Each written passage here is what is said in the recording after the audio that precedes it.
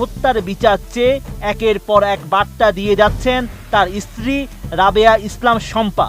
16 জানুয়ারি সামাজিক মাধ্যম ফেসবুকে তিনি লিখেন, রাষ্ট্রের কাছে আমি এবং আমার সন্তানের একমাত্র দাবি আমার স্বামী শহীদ ওসমান হাদী হত্যার বিচার।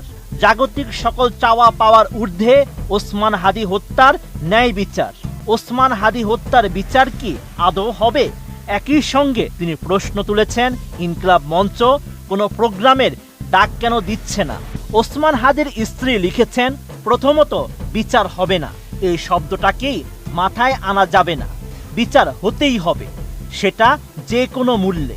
বিচার আদায় না হলে ওসমান হাদীরা বিপ্লবীরা এদেশে আর জন্মাবে না। রাবেয়া ইসলাম আরও লিখেছেন, আপনারা যারা ওসমান হাদীরে শুধু তার কথা শুনে ভিডিও দেখে তাকে এত ভালোবাসেন, দোয়া করেন, কান্না করেন, তাহলে ভাবেন ওসমান হাদীর এই ভাই বোনগুলোর মনের অবস্থা কি এখন, যাদের কাছে ভাই ছিল 24 ঘন্টা ছায়ার মতো।